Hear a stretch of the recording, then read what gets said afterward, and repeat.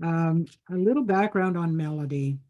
She's the daughter of Howard Ridge, unfortunately no longer with us, but he was a long-time Shellback's member. She has sailed and raced out of the RCYC on a variety of boats, from dinghies, Laser 470, 114, to the keel boats, Shark, CNCs, 8 meters, and the J105. She currently owns a Dufour 34 at the club. 4 years ago, she began offshore racing. She sailed in the 2019-2020 Clipper Round the World race in the Southern Ocean leg and the Asian leg. She was then to race across the Pacific in March 2020, but it was postponed because of COVID. A year ago, she bought a Class 40 double-handed offshore race boat. She trained for a couple of weeks and then sailed the boat to France to compete in the Transat Jacques Vabre, a race from Le Havre, France to Martinique. This race draws the top sailors from around the world.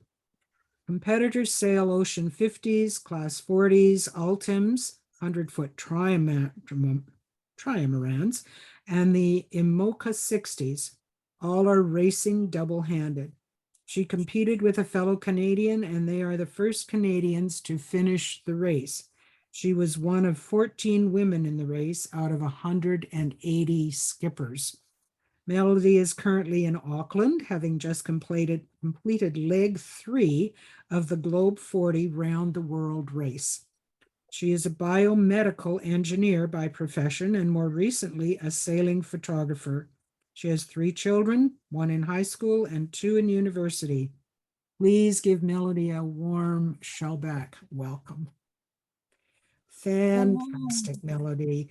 It's all yours. We're so happy to have you here. Excellent. Let me just make sure we're ready to go. So I have sent the presentation and Graham is going to run it for me while I speak, because I was worried about things being delayed if I tried to run it.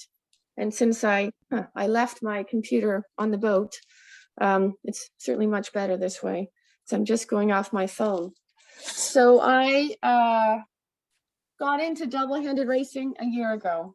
Not quite on a whim. I planned it with COVID and everything stopping, all racing, all sailing stopping in 2020, 2021, in the winter of it. I teamed up with another Canadian that I had met on the Clipper race, and we talked about campaigning together, and we worked on it for about 6 months before I actually got the boat. And we were really pushing to do it because it is, it's one of the more challenging ways of racing, being double-handed on a keel boat. And there's a real drive for it in Europe. It's not so well known in North America, but there's such competition, especially in France. So we used this time of COVID to try and plan and build a campaign. And in June 2021, was searching for boats, and I found one, and suddenly everything took off from there. So I'll go over the campaign and how I built it up and what the race is like. And Graham has a couple of videos. So before I get into sort of how I approach this, here's a video, the first video, Graham, if you could please, that just talks about the race itself. Let's see if we can get it queued up. Okay. It'll just take us a minute to get going. Yeah, no worries. No worries at all. So I will talk over you until you're ready to roll with the video. So I am just in Auckland. I arrived here. I'm now in a race around the world, and it's a 9-month race. And I arrived last Wednesday, and I was going to Tuesday afternoon. I get Wednesday your time. And I was supposed to do this presentation last week, and I have to say I had trouble with the presentation. So I'm here today for it. But well, there we go, ready to roll.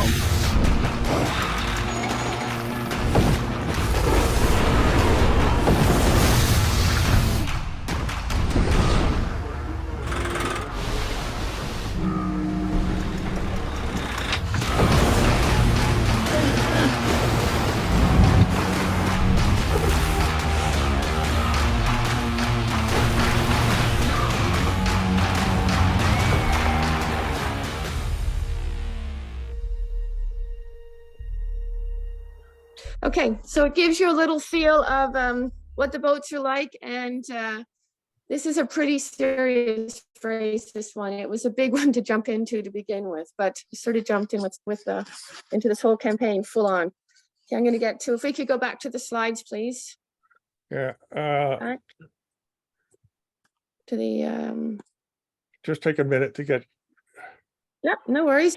So I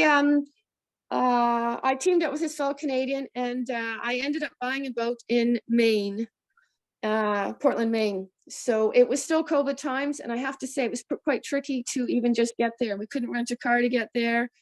It was still flying, trying to fly. You had to have wasn't even easy to get into the US at the time. But we flew down, Ryan and I, and the first time I saw the boat in person was literally the day that it became my boat. And I have sailed this type of boat before, but it was sort of boat bought sight unseen. Here we go. We'll get to the next slide with the two of us, please, standing on the keel. can you see that? I can see a black screen. screen. Okay. So next slide. Well, no, I have to stop and restart it. Okay, give it a moment.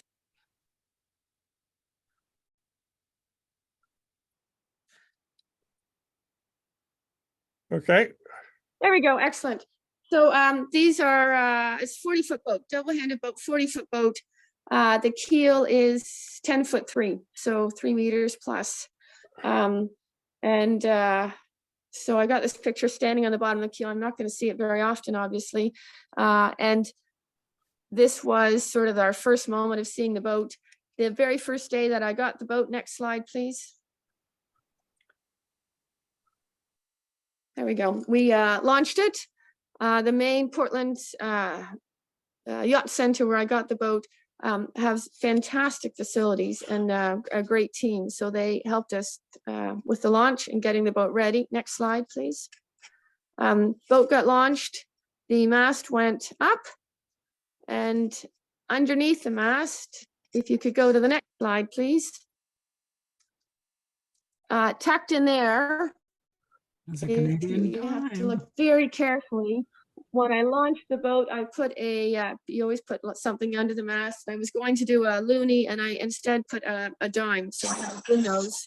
I was hoping that would bring a little bit of luck, having a Canadian dime under the mast. So that is tucked in there. I took out the American coin and put in a Canadian one. So the boat got launched, and this is what it looks like in the water. Next slide, please. Wow. It is, I've got a few showing the layout of it. It's 40 foot long. It is about 15 feet wide. The cockpit has 6 winches, and it is really well laid out so that one person or 2 people can manage everything on the boat. Everything is fed back to the cockpit area. You can see there's sort of a coaming going over the top to protect you from the waves, makes it a little bit safer. It's a tillered boat. Which I have to say, you do feel your helming more with the tiller, but it's hard. It's hard on the back. It's hard on the neck. It's when you're standing at a wheel, you can stand behind the wheel, you can stand beside the wheel, you can move around. Here, tiller, helming, you are literally in one position, looking in one direction the whole time. And offshore racing, I can be on attack for 2 hours or for 8 days. So we do have auto helm. Generally, it works quite well. So the boat is, I'd say 90% of the time, especially now, I have it on auto helm, and I am managing all the lines and doing all the trimming, and the auto helm is steering the boat. So it was originally called Toothface. The previous owner, he has a comic store, an enterprise in the US, and I've changed the name to Whiskey Jack, which is the bird. So it's the national bird of Canada, which everyone would think it's a Canada goose or a loon, but apparently it is the Whiskey Jack. And I went for the name Whiskey Jack because Whiskey Jacks they're a little bit conniving. They're very friendly, the birds, very, very friendly, a little bit conniving. But the Indigenous people, First Nations, when they see a whiskey jack bird, they see it as a sign to lead them home. So I was hoping with the name that we would be leading others as we are racing, leading others across the ocean. So still working on that. I'm not leading yet. I've had moments of it, but still going with it. So the previous, I didn't get the name on for the first sort of month. And I pulled into a port and I was on the radio calling to find out where I could stay. And it was so funny because the person on the other side of the radio, they thought I said, instead of saying toothpaste, they thought I said toothpaste. I'm like, no, the boat is called Toothface. And then they thought I said Two-Face. And I was like, oh my goodness, Two-Face. Toothface is not a brilliant name for a boat if it's going to be interpreted in all these other ways. If you could go to the next slide, please, Graham. Down below, it is bare bones basic. This is what the boat looks like. This is what it was when I got it. It is much more packed right now with all my gear, but literally you have the engine right in front there. You can see the nav station behind. There is nothing else in the boat. There is a very tiny hand pump for water. There is no sink. I have a bucket underneath for a sink. I do have a head. I don't think I have a picture of the head to show you here, but my boat has a head. Most people don't even have a head. They use a bucket, which I can't imagine, honestly, on the ocean when it's cold. I just can't imagine doing that. And then on the sides behind the netting, all the gear is stored. And so this is, you might see it, at the club as a day racing boat. And you think, well, fine, pretty simple setup. This is what I am living on day in, day out. It's been over a year now. In these very, very simple conditions. So there are no bunks. Well, there are, but we don't use them. We literally sleep on the sails, which we lay on the floor. So this is, if you think of sailing for 3 weeks at a time, this is what I am on. This is what I am living on right now. Next slide, please. So this is literally the day the paperwork went through and the boat truly became my boat. I have to say, the companionway there, the bottom hatch will obviously close upwards. And I have had waves come in the back of the boat where I've literally had to have it shut because it's filled the entire cockpit up to that height with the water from the waves. This little spot I'm in is my view every single day when I wake up and I'm on watch and I look outside. I call it my little, it is both my window and my balcony. And I'm either sitting just inside or just outside. And it's my like little view of the world. So this is, it's not a glamorous boat, but somehow you make it your home. And this is what I have. Next slide, please. We had a lot of help with setting up the boat. I knew nothing about the boats, absolutely nothing about the boats. A boat is a boat, except these are very, very technical ones. All the battens are, they're not just put in place, they are physically lashed in place. The top of the mainsail, there is a shackle for the top of the mainsail, and then it is also lashed in place. So every time, especially when we were training and we would go out, in and out, I literally have to climb onto the boom, stand on a winch, because the boat has, the mainsail has a gaff batten, which puts it on a diagonal. So you can't drop the sail all the way down. So I'm balanced on one foot on top of the winch, lashing with one hand the mainsail in place. So because once you're out in the ocean, I mean, the sail goes up and it's up for the next month until you're back ashore. The next slide, please. So got the boat and we spent 2 weeks learning it and setting it up. There literally was a skid of sails. So we were pulling all the sails out, learning what they all are. The boat has a main, a Solent, which essentially is like a Genoa, or we call it the J1. It has a stay sail, so a smaller head sail. So I fly either the Solent or the stay sail, one or the other. And then I also have spinnaker set up. It's got a bowsprit. And I have 4 different spinnakers with 3 different setups. 2 of the spinnakers are on furlers. So it has to be a little bit simpler. Again, it's only 2 of us doing it all. And 2 of the spinnakers are with a sock. So that is what we have. When we go racing, you have to pick which sails. You're allowed 8 sails at a time when you're racing. So I end up having 1 sail that is sort of sealed or closed, that is on the boat, but I'm not allowed to use. So you look at the route and the weather, and you make your best, guess for what type of sail you're going to need, whether it's lighter or heavier.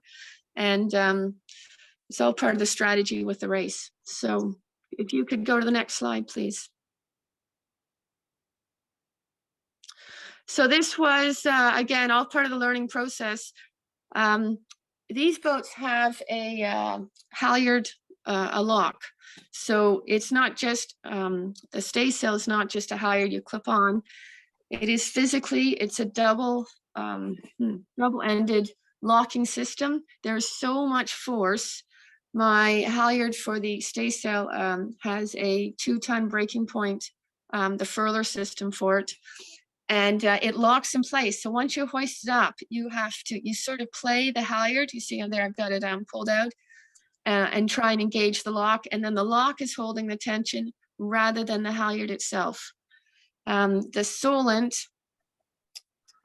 is on the forestay. It is up permanently. It is lashed in place. So to put up my head sail, I have to go up the mast, lash it in place at the top, lash it in place at the bottom, and the Solent is permanently up on the boat.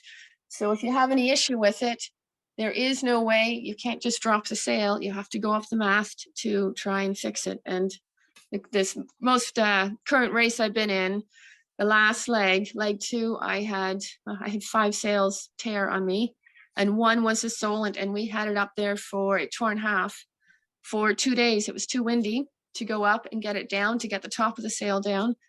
And we had to wait for calm enough weather that we could go up the mast and undo the lashing and drop the head of the sail. You can see we use a lot of low friction rings for guiding the lines. And you can't quite see it here, it's down about my ankle. The head sails for this have a barber hauler system that has, so I have an up haul, a down haul with it, an in, out. And so there's 3 controls to set your fair lead position for the head sail, which is great, gives you a great ability to really, really fine tune the adjustment. But I have to say, when I first got the boat, I found it a bit daunting trying to manage all these different lines and figure the settings out for it. Okay, if you could skip ahead 2 slides. I have a blank there. There we go. So not only are we learning the boat and the sails and all the floppy bits and all the lines, offshore, you have to know everything on the boat. You have to know your engine. You have to know your electronics. You have to know, and again, to learn a boat takes a long time, and suddenly we had to master everything. So Ryan, my teammate, and I, we each sort of picked different areas to try and quickly learn before we headed off. My boat has a solar system for power. We have hydro generator, which is, there's a picture of it later on, which is a unit off the back of the boat to generate power. And then we can also run the engine to create power. We have a water maker, and I have a backup water maker. So again, it's offshore. You have to know you're going to be safe with it. I have my main computer. I have a backup computer. So everything, there's redundancy in everything, because inevitably things break and go wrong, and you still have to keep going with it. So you could go to the next slide, please. This was, Ryan and I were campaigning, and we rented out a tiny little apartment together. And it's funny, we got the place, we're like, perfect. We went up to it, and there was 1 bed. Ryan and I are just teammates, nothing more. There's 1 bed. So we divided the bed, a mattress and a box spring. And he, being younger than I, took the box spring. And we had literally this 1 table, kitchen table, and we would be eating at the table. We were campaigning at the table. You can see on the wall behind us all our little Post-it notes. So it's not only learning the boat, we were trying to bring sponsors in, getting a new boat. It was a US boat bought from a US owner. I wanted to make it a Canadian boat. I could not. The taxes and duty were so excessive. It was going to be another $60,000 to make it a Canadian-owned vessel. So I made it a foreign flagged vessel. So my boat is flagged out of the Marshall Islands. And to do that, I ended up having to hire a marine lawyer to get the paperwork done. I now own a holding company in the Marshall Islands. I now have another company in Ontario. So one company owns a boat, one company charters the boat. I had to do that because obviously racing offshore, if anything goes wrong or you have any collisions, I had to make sure the boat, that I couldn't be sued personally. So I've tried to, again, where you're racing against boats that are multi-million-dollar boats. So this was a huge learning curve, trying to get through all the hoops and make it happen.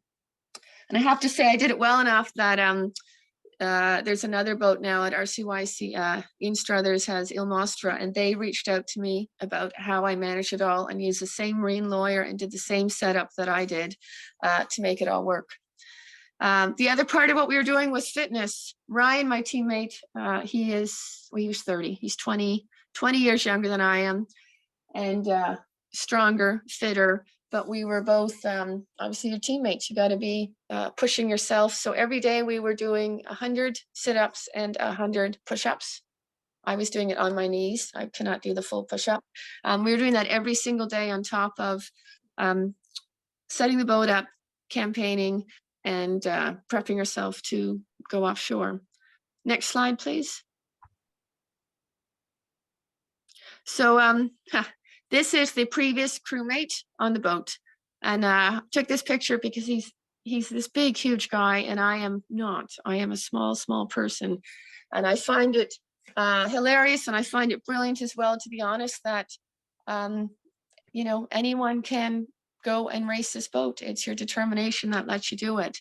So even though he is, much stronger and quicker at maybe grinding things in, the boat is so well set up that someone my size can sail the boat just as well. Graham, if you could set up the next video, please. Okay. It'll take a moment. I will keep talking. I got the boat, the day I bought the boat, that I truly signed the papers, I also managed to get a sponsor. So the company is called Stormtech. And when we sailed the boat to England, we hauled it out there and we had it wrapped with the sponsor's name on it. And so that when I went to France, I was really pleased to have a sponsor. I was really pleased to have a Canadian sponsor. They're a Canadian technical clothing company. And but we then had to, put their name on everything. Their name is on the sail, their name is on the boat. And there's a video here showing sort of the boat getting ready and wrapped. Let's see when it comes up.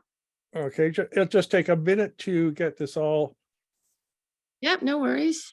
Okay.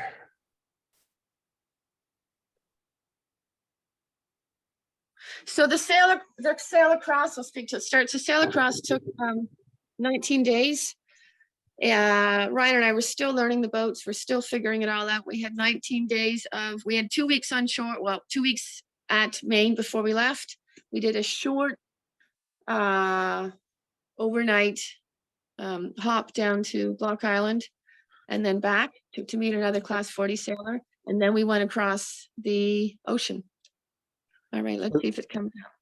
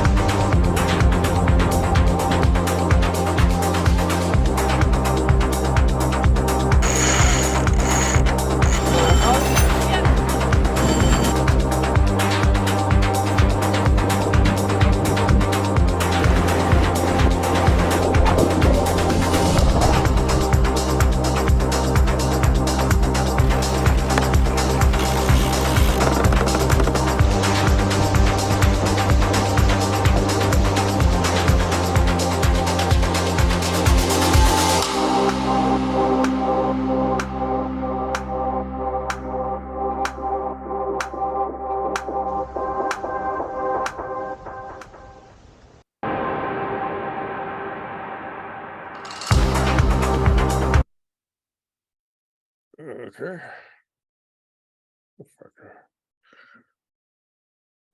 Okay, now just bring up the next video, next.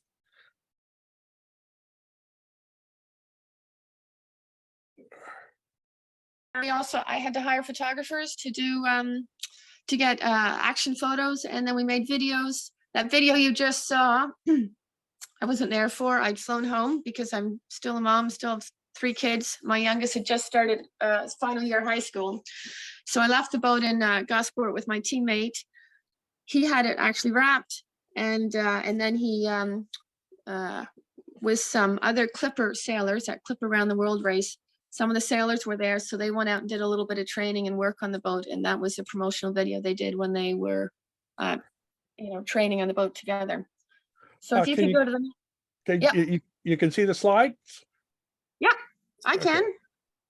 Okay. Go ahead.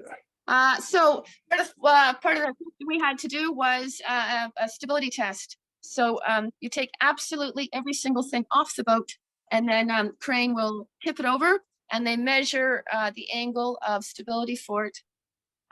Because you have to know if the boat goes over, obviously, that it will right itself. So we had this test done. I missed it. Again, I was back home for it, but I have to say, when I saw this and I saw how high the boat floats, it reminded me of my dinghies, honestly. And it gave me a bit of confidence to see the boat, floating that high. And I thought, if it ever does go over, I think I'll feel very safe on it, and it will pop back up. And I have to say, these boats, broaching is not uncommon. I think in the TJV race, maybe we broached 50 times, and it just becomes part of your everyday. It would be literally 2 steps from the cabin to the cockpit to grab the main and grab the tiller and handle it with the broach. They are, it's just an everyday part of it all. Next slide, please. So the boat got relaunched again. This is with the crane. We had the bottom touched up a bit. And then Ryan and I got ready to sail to France.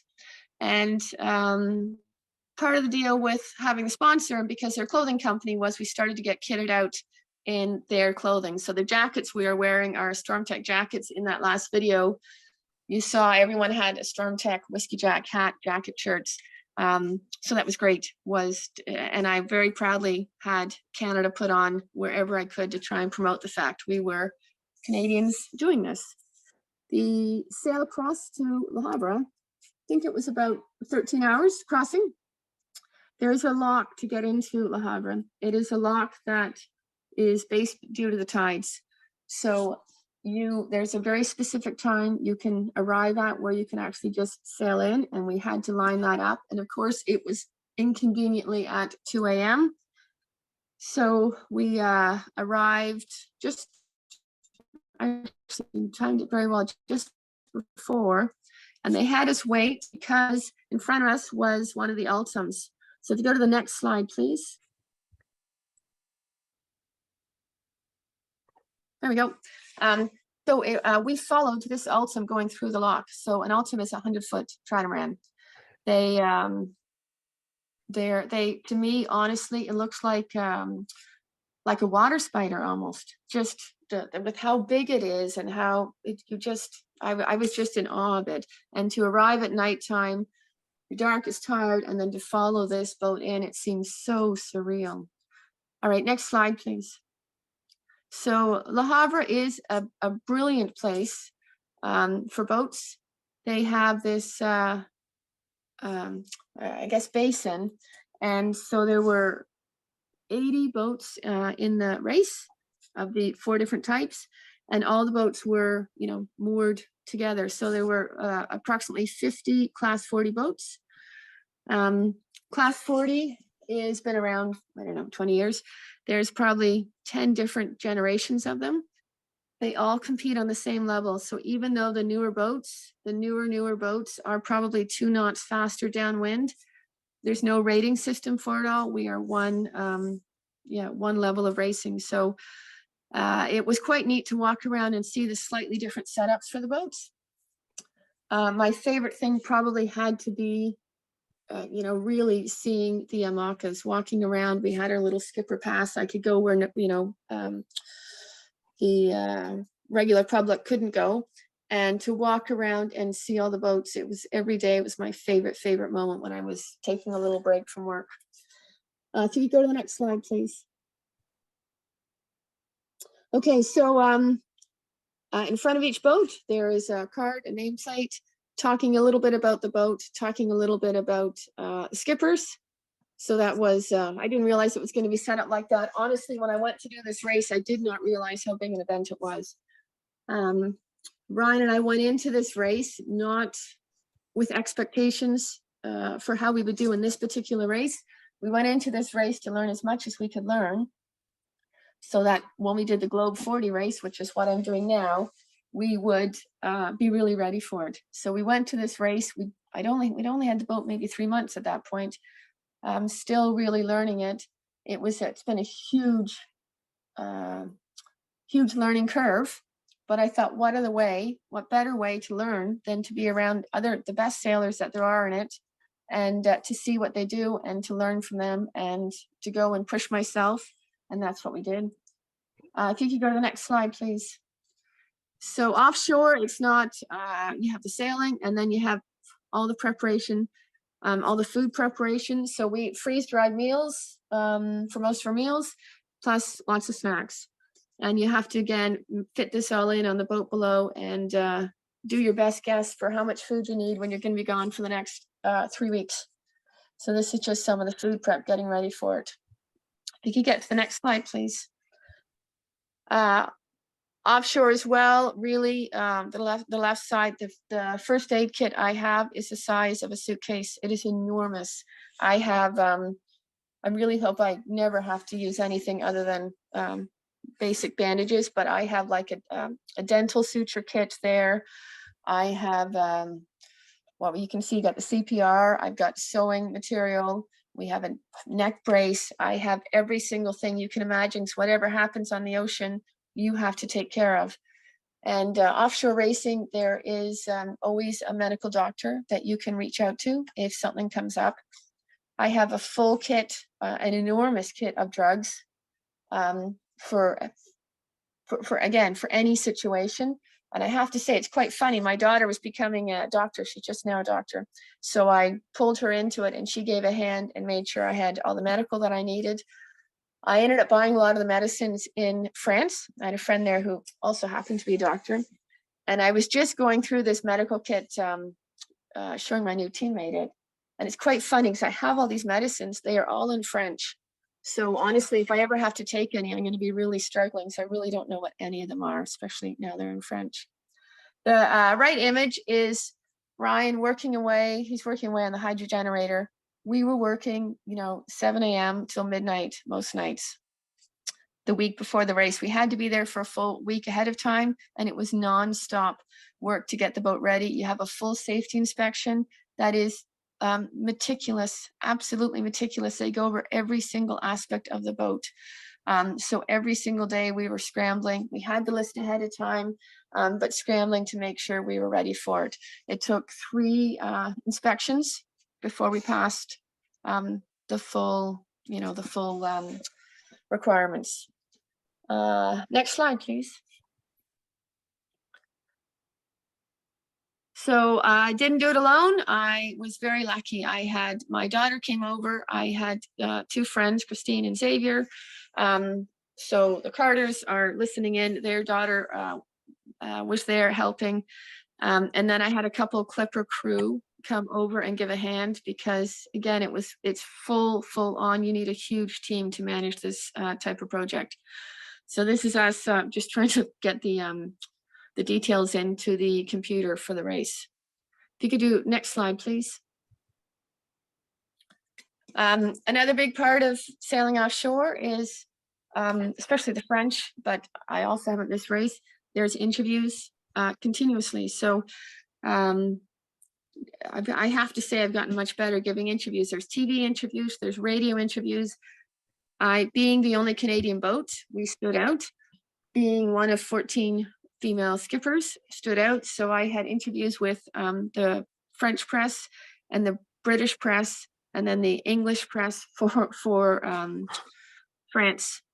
And it was while we were on shore, and we also did interviews over the phone while we were sailing. If you could go to the next slide, please.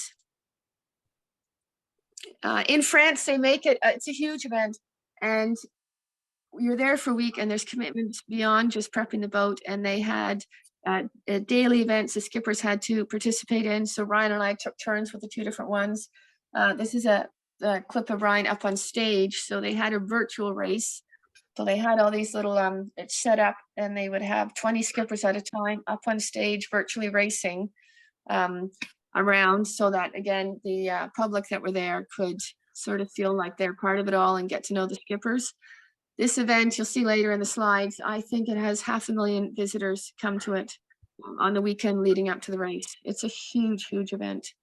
Next slide, please. So this is all the skippers. So 100, should be 180 of us there. All the skippers for the race overall, and some of the top names are at it. I have to say Ryan was like in awe at times, because he couldn't believe, you know, he's sitting next to or walking around with these world racers. Next slide, please. One of the other events we had to do was autograph signing, and Ryan did the virtual racing, and so I think I drew the short straw maybe and did the autograph signing, and I was like, no one is going to come. No one knows me there.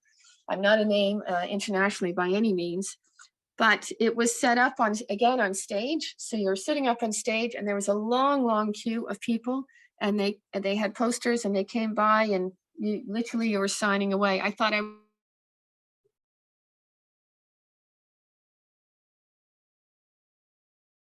Oops.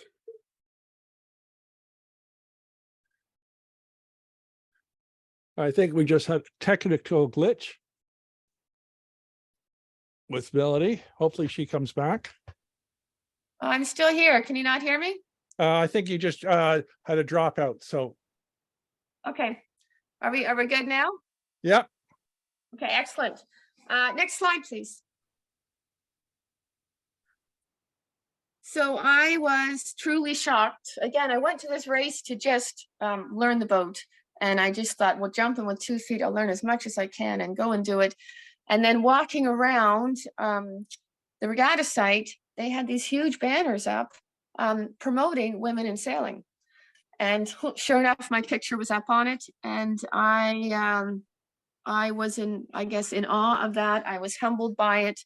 To me, a sailor is a sailor. It doesn't matter if you're male or female, but they're really trying to push women into sailing and to get more female skippers.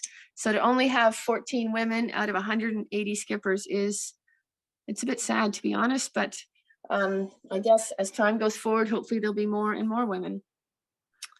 The next slide, please.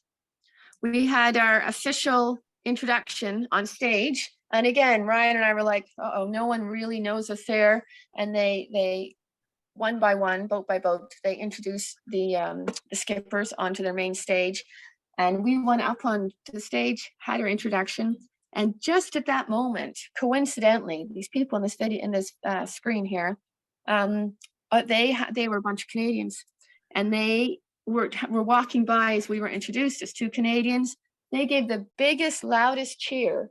And the commentator said, oh, you've got a lot of fans. And Ryan and I were like nervously looking at one another going, we have no idea who they are, but we were so pleased people were cheering for us.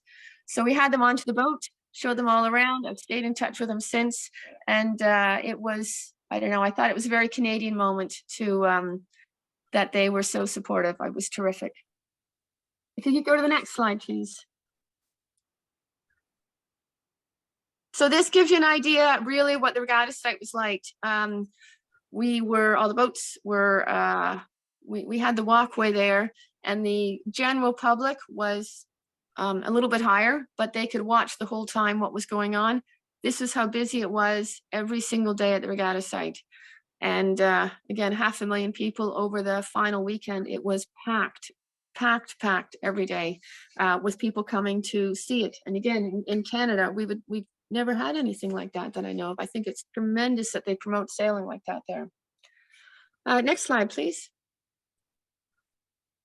Again, just meeting the public. Suddenly you are someone special because you're in this race. So people would have be asking for autographs as we'd be walking along. So this just captured that little moment there. Can you go to the next slide, please? We had the skippers meeting. We had a couple great meetings. They did one on safety, and they had brought the military in, and they went over in great detail. To do this race, you have to qualify. So our ocean crossing was our qualification. You have to have an offshore survival course. You have to have a full medical checkup with blood work. You have to have an echocardiogram done. You have to have a stress test done, because again, they want to know when you're on the water that you are going to be fit and ready for whatever it is that comes up. So it's quite intense, but they brought in the military and they gave demonstrations for, helicopter rescues. They went over it all, and it was really, like, learned a lot just from that. The actual skippers meeting, they had it divided up by the different classes. And of course, being French, they had a translator. So Ryan and I can't quite see Sarah, but we're wearing our headphones, and someone was translating the whole time. So that was terrific. Next slide, please. So this is the final day before we left, with a little shore shot with the team of people that were there to help me. So on the right is Christine, and then my daughter, myself, Ryan, and then two Clipper friends. So it was really takes a team, and I was really grateful for the help that I got. It was lovely. Next slide, please. Here's the regatta site at night.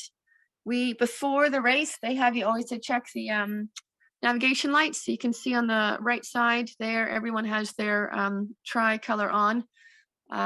It's one of the requirements before the race, one of the checkups that they do. But this is the regatta site. It was just gorgeous. I don't have images of the IMOCAs. I will say every night when I got through the work, I would go and walk around, and I was right next to the boats, and my jaw was on the ground walking next to, there were probably 15 IMOCAs there, and being able to see them and be part of it. This race is, I'm going to say, the top double-handed race. There's, everyone knows the Volvo Ocean Race. There's different times, there's solo around the world races. This is probably the top double-handed race. So every boat was sailed double-handed amongst the 4 different classes. With really, really extraordinary skippers. Next slide, please. Saying goodbye. I have to say, I always find it hard when I go offshore. It's always an emotional moment.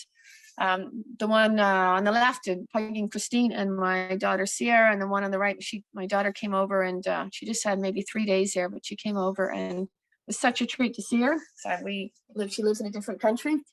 But I find it really hard going offshore. I always get a little bit, I think, sad, maybe a little bit overwhelmed, because when you go offshore, your communication is more limited, and it's daunting. Every time now, when I go offshore, I have a moment where I'm like, wow, am I really ready for this? And it's really, really nice to have support and to have those moments and those hugs. If you could go to the next slide. So we all had to leave. I spoke about the lock to get into Le Havre, the base there. All the boats had to leave during the high tide. And so it was literally, they made a parade of the boats going out. We had to leave within a 2-hour window. So all 80 boats left at one time, and we went out to the start of the race course. If you could go to the next slide, please. You have to skip 2, to be honest. There's a blank one there. Go to the next one. This is the race start. We all started on one line. So you want us to, this is a video, right? You can just go on to the next slide. It's all right. Okay. Okay. Yeah, there we go. We all started on one line. All 4 fleets started at the same time on one line. We had different sections of the line that we could, that we were starting from, but it was one continuous line and start for the 4 fleets at once, and it was right off the coast. You can see the cliffs there. It was quite dramatic. They have helicopters over top to capture the start, and that's how they get their videos, and the helicopters come zooming in to get photos close up of each of the boats. I hired a photographer who came out with us for until about an hour before the start, and then he was in a rib and could come up next to us after we started and was getting photos as we went. And I have to say, the guy is he's a sailing photographer. He's on boats. It was so wavy when we went out. It was so wavy. The poor thing, he was like so green. He was so ill, and still got some great photos. And I have to say, if you look at, go to the next slide, please. Got some great photos. You can sort of see waves. Everyone there knows waves never show up properly when you take a picture. But even trying to, when the rib came by, to have him jump onto the rib, it was, almost impossible to get the two boats together, not, in a safe way, and get him off with his gear so he could then follow us and not be on the boat, follow us for the start. So this is the start of the race. And we're off. And you have, 2 marks to go around. And then after that, you go to the next slide, please. Once you get going with offshore, you'll see other boats for the first couple days. And then pretty much after that, you don't really. So this is day, I think the first full day, the second day of the race. We're crossing another class 40, and it's one of the rare times that I saw other boats. So sometimes they come up on your AIS, you would see them sort of at a distance, or a couple of times we had phone call, VHF calls with the other boats. But for the most part, it is just you and the ocean. Next slide, please. Thank you. So it's just a lovely shot, this one. For the most part, we had all mixed winds. You can see there, I've got one of the furling spinnakers. Nope, spinnaker with the sock up. We would fly the spinnaker. We flew, it was a 3-week race, probably 2 weeks of that race, the spinnakers were up for it. You think about flying a spinnaker in a race at home, or just when you go sailing and you're watching the curl of the luff. We were doing that for 2.5 weeks straight, having the spinnaker up day and night, flying it. Next slide, please. Night sailing. So during our navigation, you can see I'm perched on the engine there. This is my nav center. So this is all I have. I now have a beanbag. I've progressed, and I actually have a beanbag to sit on. But the navigation was done literally sitting on the engine, keyboard on my lap, and obviously it's nighttime. I've got the red light on. What you won't see, what you can't see there, and it will come up later, is next to me will be Ryan, will be asleep on a sail bag beside me. So double-handed sailing, one of you is on deck, one of you is sleeping. We did watches that were essentially, we didn't have a set cycle for our watches. When we went down below, if you had to do navigation, you had to grab a meal, or you're changing clothes, or once you lay down to sleep, you got 3 hours sleep. So sometimes it meant if you're on deck, sometimes you're on deck for 9 or 10 hours straight, because your teammate will come up and you have to do a sail change, or something breaks, and your teammate, you can go to the next slide, please. Your teammate will be working away doing a repair, and you are still on deck sailing the boat. So I have to say, I got very, very, very little sleep on this race. It was brutal. It was really, really hard with that. Next slide, please. Oh, sorry, just hold on to that one. So this is a hydro generator. This is what hangs off the back of the boat. There's sort of a prop on it, and it generates power. And day 2 of the race, it stopped working right. So we had our solar power. You are limited on how much diesel you're allowed to carry. And so that is the only way you can, if it's either solar or hydro generator or by diesel. Because a hydro generator wasn't working, the first 5 days of the race, there was like no sunshine. So our solar wasn't working and we were really, really limited with our power usage. So we literally had probably for about 10 days of the race, we couldn't use auto helm because it took too much power. We were hand steering the boat. So helming a boat 11 hours a day, every single day for 2 weeks, 10 days, 2 weeks straight. I at times had watches where I was so tired. I knew if I sat down when I went on deck, I would fall asleep, and I would make myself stand up while I was helming so I didn't fall asleep. I had watches where the sun, it would be so hot, and one of the times I was dehydrated. I hadn't been drinking enough, and I was on deck and I had a terrible headache, and we also had some issues with our water maker, so that was another problem. And I thought Ryan is going to come up on deck and he's going to find me like passed out on the deck floor. I'm going to be like one of the flying fish that's like parched and done and finished. It was just, we had all extremes with weather and temperatures and conditions, and you're doing it all and you're tired and you're trying to keep your brain together to do your navigation right and do your evolutions, your sail changes right. And you really are pushed to your very, very limits. Next slide, please. We had days of absolutely no wind. There were so many wind holes in this race. It was the longest length race I've ever had. It should have been a 19-day race for the first place boat. I think the first place boat came in at about day 24. We came in at day 27 or so. 26, 27. Huge wind holes. And it was quite funny. We had dolphins that were following, you see dolphins. And we had for, I think, maybe 4 days straight, dolphins that stayed with the boat. If you were going fast, they were, jumping up and down next to the boat. And then when we get stuck in a wind hole like this, they would just lazily do circles around the boat, keeping us company, which was a lovely treat. Next slide. So this, I'm not sure why it's doubled up like this. This just gives you an idea of the route. So obviously, left France and we sailed down the coast and we had to go around the Cape Verde. And then we essentially went straight west. So this is our actual route of the race. Can you go to the next slide, please? And if you could queue up the video I just sent you, Graham, if you could queue that one up. Okay, just a minute while I change. Yeah, no worries.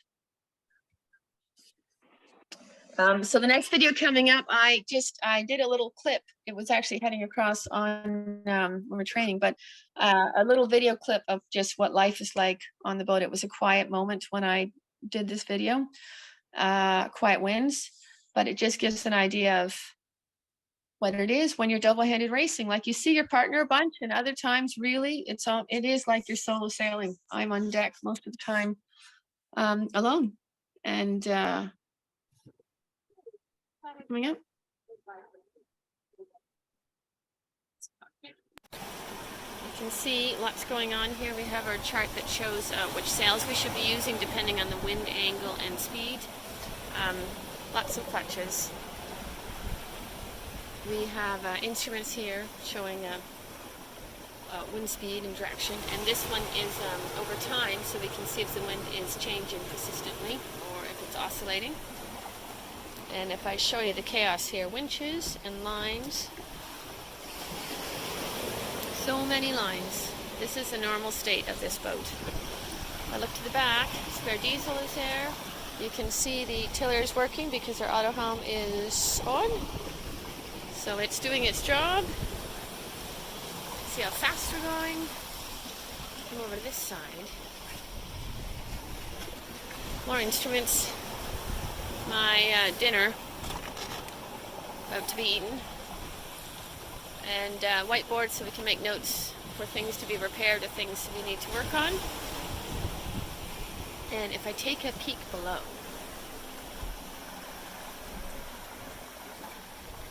so what you can see is Ryan is off watch, so he's getting a little chance to sleep.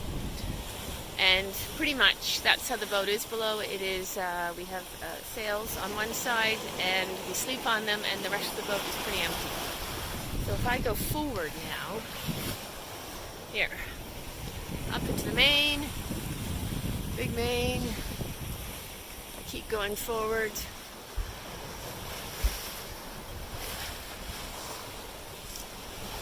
You see, and we got our spinnaker up, we have our A3 up, A2 up, pardon me, the biggest one.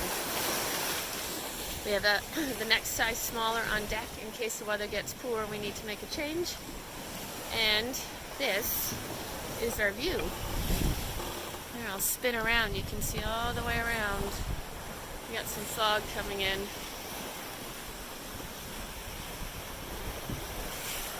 So this is life on the boat right now. Hey, I thought I'd share a little bit of boat life with you. Here we go. Thank you. Thank you. We'll go back to the slides. I know you need to set up. Yep. So that just gave a little feel of what every day is like that. Whatever sails we're flying, one person is below sleeping, one person is working the sails. I probably got I don't know. I sometimes went 18 hours before I got sleep again. Not only are you obviously you're doing your navigation, you're putting up the sails that you need to put up. Some days we had like 8 sail changes. Sometimes it was 4 days before we had a sail change, or 4 days before you would tack or drive the boat. Picture up front, obviously in general, because we have the spinnakers with the socks or they're furling, we don't generally have to repack them, but there's times where we would do a really quick change and they get shoved down into the bow, like on any race boat, and then added to your list of everything else you were down there and repacking the sail. These boats have, we have a ballast tank system. So we have 750 liters on each side that I can fill up with water to balance the boat out. I first start filling a tank at about 10 knots of wind. The ballast tanks get filled. There's 2 tanks on each side actually. And by 15 knots, I've put 1 reef in. By 20 knots, I've got 2 reefs in. And my mainsail actually can reef up to 4 times. So there is so much sail area that as soon as you get any amount of wind, you have to start reducing it because it becomes too powerful. The speeds we end up going at, it's 8-9 knots upwind. Offwind, it can be anywhere up to 25 knots boat speed. So you're going fast, fast, fast with these boats. The other thing that we have, if you want to go to the next slide, please. This is poor Ryan, exhausted. He literally fell asleep on top of the engine. He just, that was it. He was done. When you go, every time you tack the boat, you move everything to the new high side. So not only are you busy doing a tack where you're managing it, I'll explain a tack in this second, when you're managing it, and you're managing it with 1 of you, or you're managing it with 2 of you, or you're driving the spinnaker, just the 2 of you. When you get onto your new tack, literally everything, we move from one side of the boat to the other side of the boat. So we move all the sails. So we sleep on the sails. And you will go off watch sometimes, and before you can lay down to sleep, you are hauling 4 or 5 sails across the boat. You're moving the heaviest bins across the boat onto the new high side, and only after that can you then get your rest. If you could go to the next slide, please. But there's obviously beautiful sunny days with it all. This boat it looks quite sort of casual and relaxed because it has a lovely helming seat. And but I have to say again, when you're tiller helming and you are facing one direction for hours and days at a time, it is such a treat when you tack. And I'd be so excited that I was tacking. I'd be like, wow, I get to turn my head the other way. And about 10 minutes into the new tack, you've got like a crick on the other side of your neck. And you're like, all right, I am now stiff and sore neck on both sides. So you can see some of the lines there. I'm sorry, I will, next time I do this, I'll have more line shots. We have 15 control lines on each side of the cockpit. So it makes for a really, really busy place. It's obviously you have your sheets for your 2, 3, 4 sails, depending which one you have up. but there's so many different sets of controls. We have the 6 winches. If you go to the next slide as well, you can see there's 3 of the winches there. I often have every winch will be in use, and I often even have double sets of lines on winches because there's just not enough places to hold everything.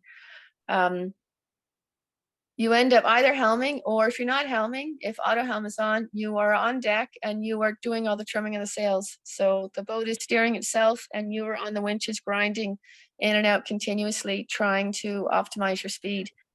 So it's pretty intense when you're there. We have, triple geared winches.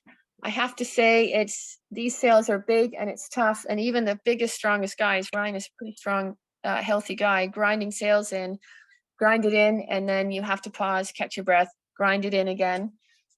Just now in this last race, I had our biggest spinnaker up and our smaller spinnaker. I ground it in, it was furled it up. It was 300 grinds of the winch to get the sail in. And then I put out my stay sail, so I had to set that up. I furled up the other head sail, and then I shook out a reef of the mainsail. And it probably took half an hour to do all of that. And again, just the one sail, 300 grinds of the winches. So I would do like 50 grinds and then pause, catch my breath, look at the sail for a moment, and then do another 25 grinds, another 25 grinds. The only way to get through it. There's no powered anything on this boat. It is just us doing the work. Trying to think. You end up, when you do attack, see if I can explain it here. This boat has running backstays. So when you go to do attack or drive, you have to manage your backstays along with the sheets. So when we are doing it together, we practiced different ways of managing it. One was we each have a side. I guess it's like football where you can be in zones, or sometimes I will just be on the helm and then Ryan will manage the sheets and the lines. But you have to really attack. Obviously, the attack itself will take 10 seconds. Push it till it goes across. The preparation before attack, it can be 20 minutes, half an hour, because before attack you have to consider if you have ballast in, and if you do, you need to go below, transfer it to your new side. You need to set up your new running backstay. So your lazy one, you have forward, so it's out of the way. You've got to go and bring that back. You always look up, make sure your new running backstay is not anywhere near the spreaders. So you start to grind it on a little bit, do a check for that. You center the traveler. The traveler in this boat, you can only see half of it here, it's the full width of the boat. And again, sometimes Ryan and I, it will take us 5 minutes together if there's a lot of pressure on the boat to move the traveler up. It's brutally hard. You center the traveler, tighten down your main, set up your sheets for your new side, and then you go ahead and you do your tack. Get your new runner on, stronger, ease the traveler down so you're not overpowered. Get your lazy runner forward so it's out of the way, and then trim your sails. And then you have to go below and move all your sails and gear to the new high side. Make sure your ballast transfer happened properly. And then we had the hydro generator on the back of the boat, and we had to tack that over each time as well. So the whole process is probably a half an hour of solid work to get through it all. Spinnakers, Ryan and I were driving spinnakers as we flew it. So I now tend to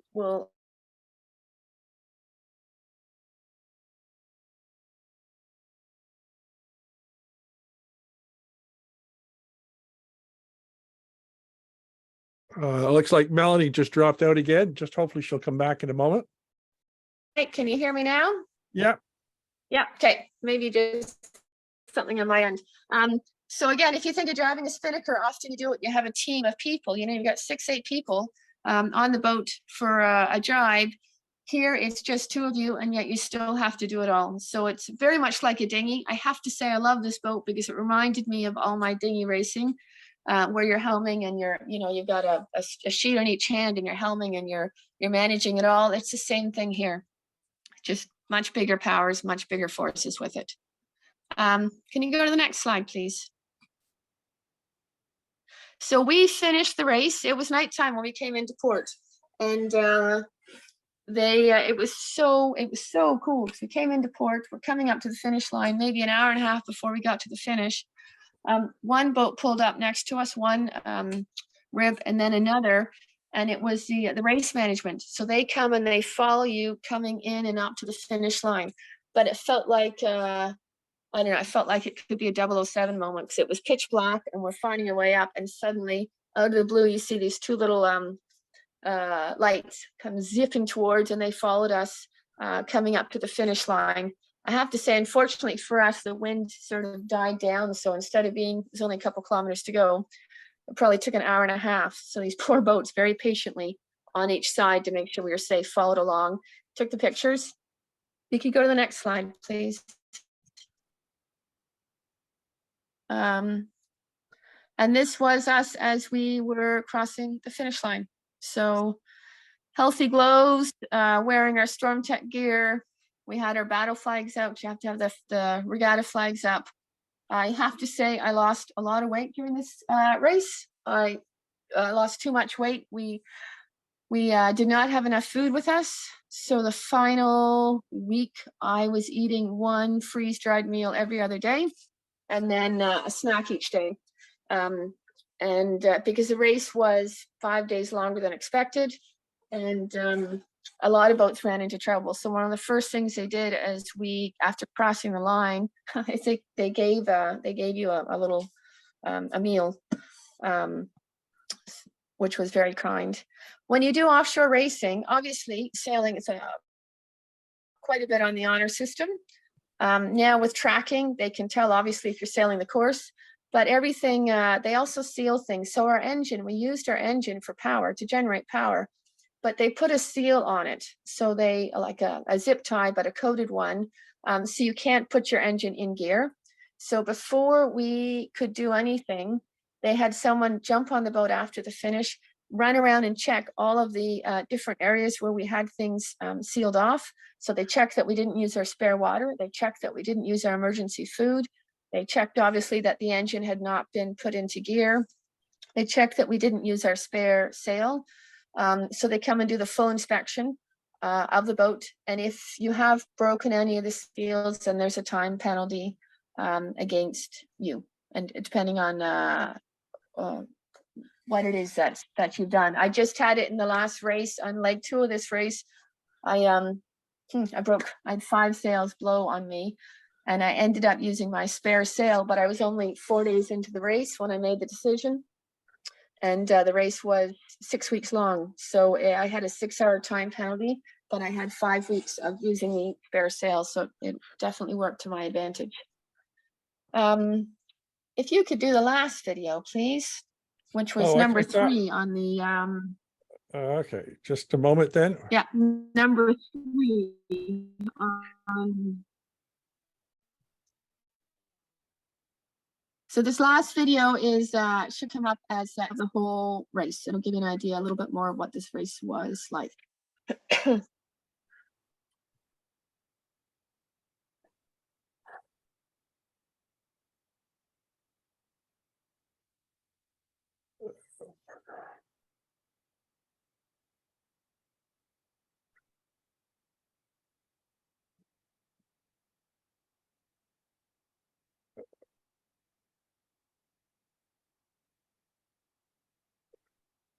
So I'll just say this while it's queuing up. So we finished in Martinique, and it was COVID time still, and there were riots going on. So it was, oh, here we go. Is it good to go?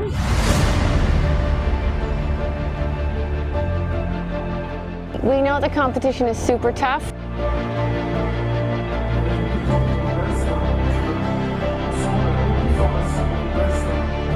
We're using this race from France to Martinique to really become the best sailors we can be.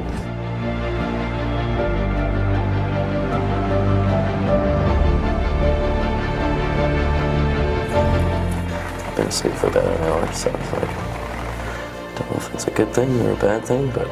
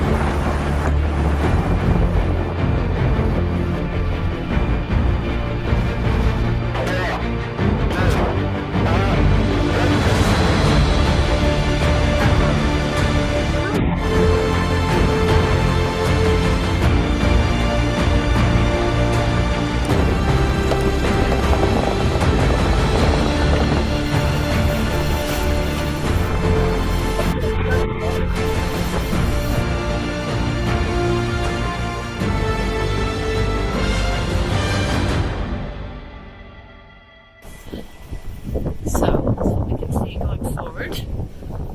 The blackness of the night, if I turn the light off, is what we can see, which is that. That's about it.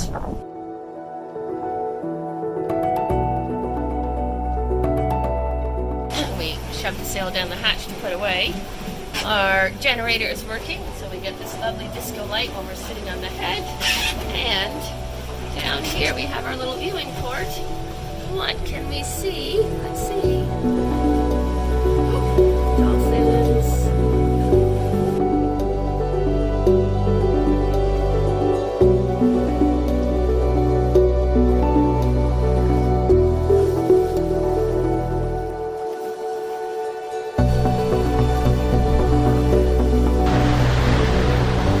Got the lovely Cape Verde, which means that we are rounding this mark and heading west. What we ran into was a shark. So we have a little bit of scrambled chaos everywhere in the cabin as we were sorting it out.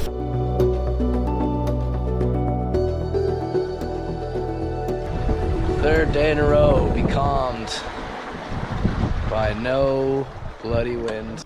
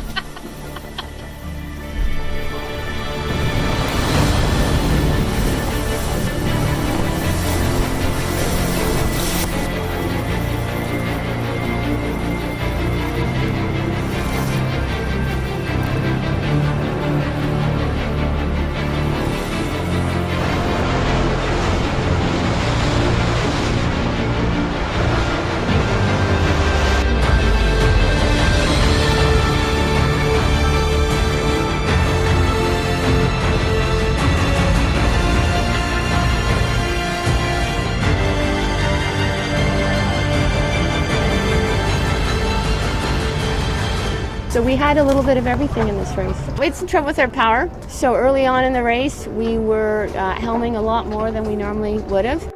We managed to hit a shark and it stuck to the keel. We had more wind holes than I've ever known on an ocean. We had, 2 nights ago, we had 14 squalls in one night.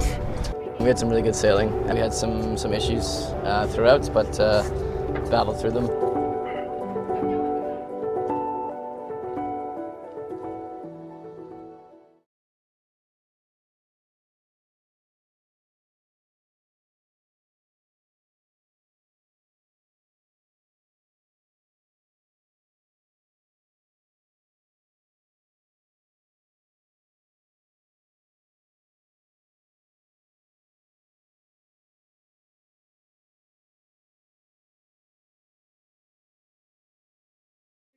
Okay, thank you. Thank you, Graham. I am gobsmacked. I don't know how you did that. That is absolutely incredible.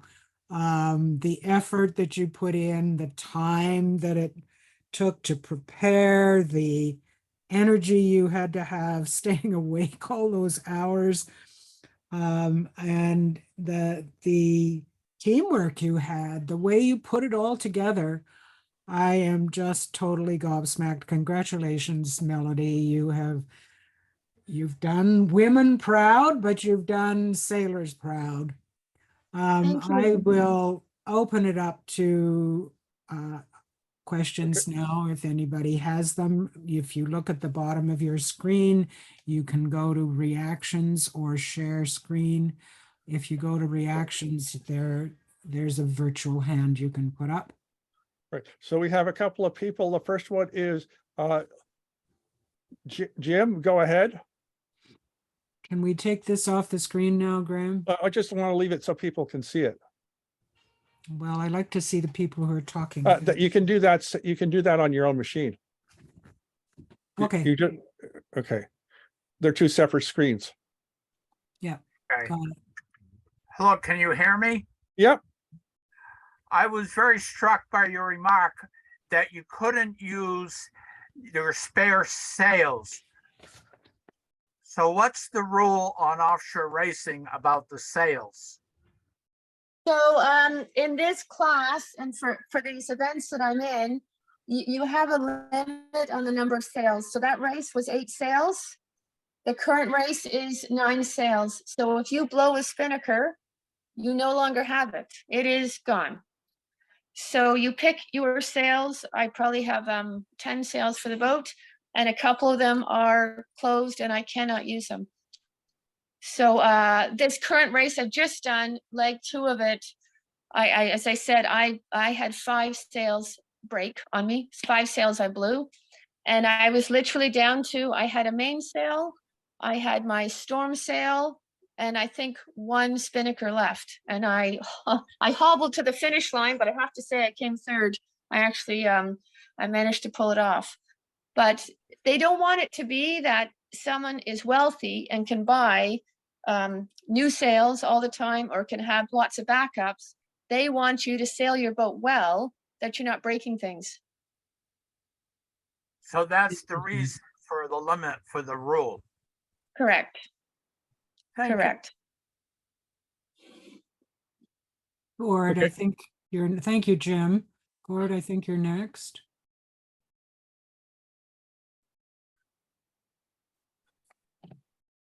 Gord, go ahead.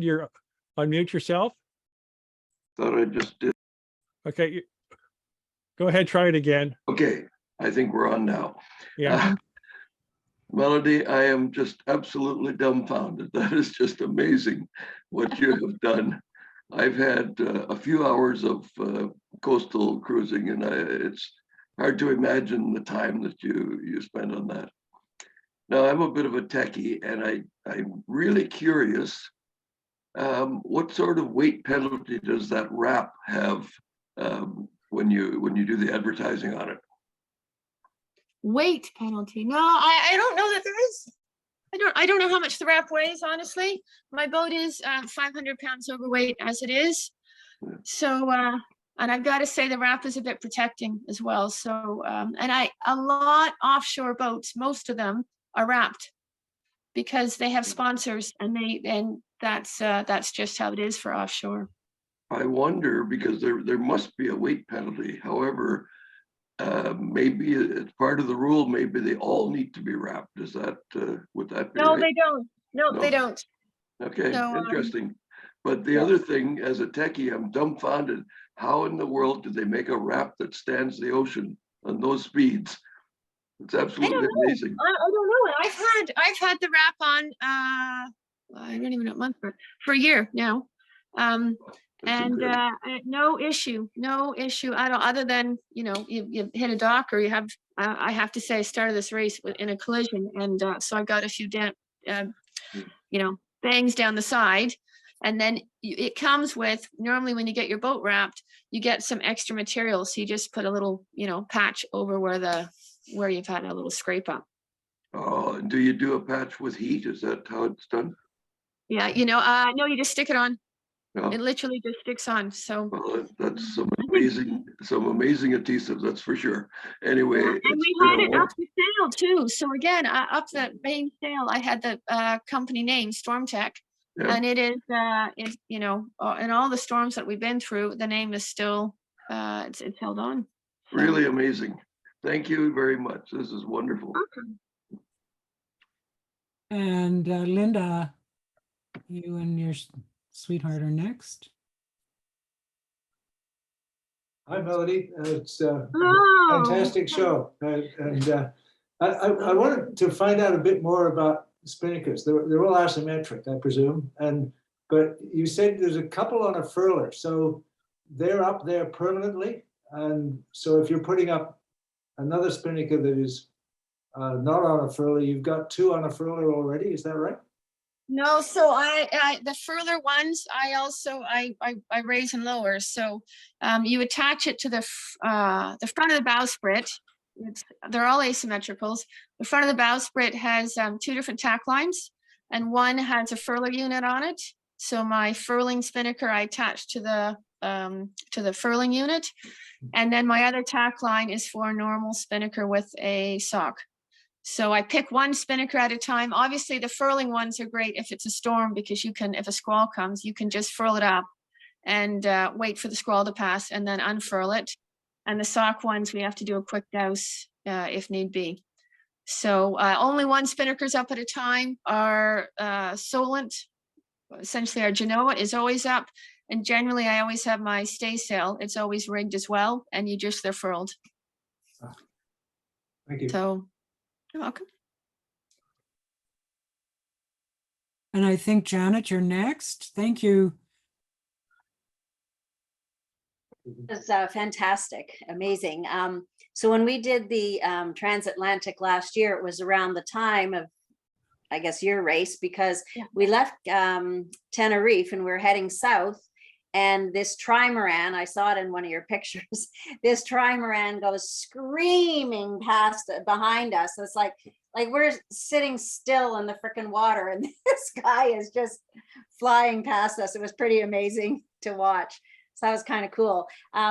We ended up having to go into Cape Verde. It wasn't our initial plans, and get some engine repairs. And while we were there, the winds were really light, and we heard that all these races were having struggles getting going because of the lack of wind. So yeah, kudos to you. That's absolutely amazing. One other question: is Ryan with you on this new venture? He is not. So we did the campaign together. We finished it, and then I essentially in January said, "All right, still very good friends," but he was not the person I wanted to do the race around the world with. A little bit mindsets. So this new race, it's really been a struggle. I've got to say, I had a new teammate. We went to Antigua. We trained for 2 months, and literally, as the day we went to sail across to bring the boat to the UK. He just said, I'm not up for this. I'm not good enough. I'm not ready for it. Wow. And this was, Lyndon Michael know this was end of April, early May. My race started in June. So I scrambled to find teammates. I'm on teammate number 4, only because I could get, someone could do one leg and then another leg. And now I've got a new teammate for this one that is hopefully doing the rest of the race. So means each leg I'm training someone and working with someone new. Well, good luck. Thank you so much. And Aaron Fenton, you're next. Melodie, thank you for your presentation. It's superb to see what can be done. To get to a race with only 2 people, you got to stay healthy. What are the medical concerns that affect most people? On the boat, it's bumps and bangs, honestly. And gashes, if you get cut or whatever offshore, a tiny little wound can get infected really quickly. So we have a whole gamut of antibiotics, and yeah, really you try and, I'll tell you guys a horrible story. You try and not get hurt. It's what you do. You try and not get hurt. I was up at the bow. We were hoisting a spinnaker and I was below deck, and I jumped through the hatch, right? Just as I popped myself up through the hatch, the boat lurched a bit, and I wasn't out of the hatch enough to get to move my arms to adjust how it was, and I fell, and what broke my fall was my jaw hitting the deck. Oof. And I thought I had broken all my teeth. I went below deck. Generally offshore you don't have a mirror. We had a tiny little mirror, and I took a look in the mirror and saw my teeth were still there, and I went around through the cabin on deck. Again, I think we just have never ever gone through the hatch. Yeah, you break up. We lose you every now and again, Melodie. Melodie, as a retired dentist, you provided the perfect story. Thank you. We'll wait to see if Melodie comes back. Are you back, Melodie? Oh, I'm here. Yeah, can you hear me? Yeah, there was one question in the chat from Patrick O'Brien. Where was the boat built? Well, it started in France. It got further built in Turkey, and then it was finished off in Portland, Maine. So And it's 2013 is the year of my boat. Wow. That's unusual. Is that unusual to go that kind of? I think route? so. Yeah. Yeah. So, I mean, again, I bought it secondhand. I don't know the reason why it had that path for building. I don't know, but that's how it is. Very, very interesting. Are there any other comments or questions? Well, Melodie, I would like to thank you, first of all, for your fine, fine presentation. You have outdone yourself once again. Thank you. We always look forward to having you speak, and I hope you will come back sometime. But also a big congratulations on that effort. You obviously were well trained, well prepared, and were able to, you've got a lot of persistence and resilience to meet all the challenges that you met along the way. So thank you. I will be sending you a little token of appreciation to Thank your you. home here in Toronto. When will you be back? Do you know? April. April. April. So I'm racing till then. So I've 3 legs are done. The last 2 legs were long, 37 days and then 38 days. So it was Cape Verde to Mauritius, so around Cape of Good Hope. And then this last leg I just did now, another brutally long one. So I have to say I'm supposed to go sailing on the next race starts Saturday. I've only had 8 days ashore. I'm not ready. I am not ready mentally or emotionally for the next leg, but it should be 2 weeks, so it'll be easier. We're going to Papeete. So these boats are brilliant boats off wind. You sail fast, they sail well. I feel like I'm in my dinghy. Upwind, they're not very pleasant. You are crashing through the waves. The sound below, because it's pretty much empty, it's like having your head inside a drum. It literally, I end up taking a Advil or Tylenol because I get headaches from the pounding sound. And you'll be dropping off waves and literally you feel the whole rig shaking. So then in your mind, you're like, oh my goodness, the rig's going to fall or come down. And I have to say, Ryan and I, during this race, when we finished the race, we finished at 4 a.m. and then docked. And then they came and they got us up at 7 a.m. for the official finish. They wanted us to come and officially pull in daytime. But we docked and I fell asleep. We both fell asleep side by side on the floor. And like an hour and a half later, I woke up and I looked across and saw Ryan there. And of course, I thought I was still racing. And I was like, oh my goodness, we're both asleep. And I went running on deck and then saw the dock. And I was like, right, I've made it. But the crashing sound, I have to say, the pounding through the waves is so bad that I had a dream one time that the boat broke apart. You know, you have these crazy sailing dreams. The boat broke apart, but the pounding had been so bad that not only did the boat break into pieces, but it broke to the like molecular level, that all the bonds of the molecules broke apart because we'd shaken the boat so much and it was like atomized. So it's a little bit scarring, I think. Yes. Diane, we have one late questioner. Jim? Oh, sure. Jim, go ahead. Is there a website about the race? That you're on There now? is.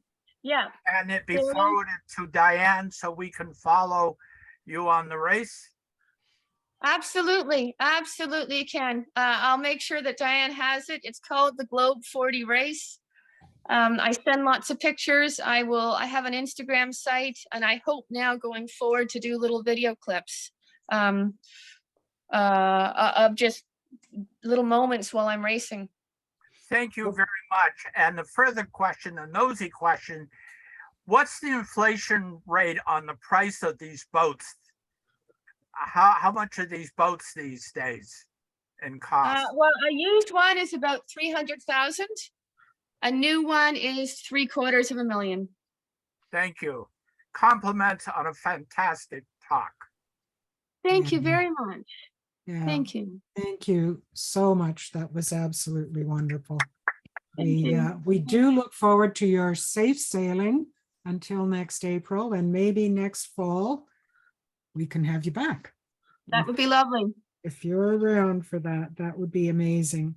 So thank you again. It was just an incredible journey you've had. And Thank you. coming up next week, unfortunately, we don't have people in person. We're doing a couple of videos for the next 2 weeks. And after that, we will have Judith.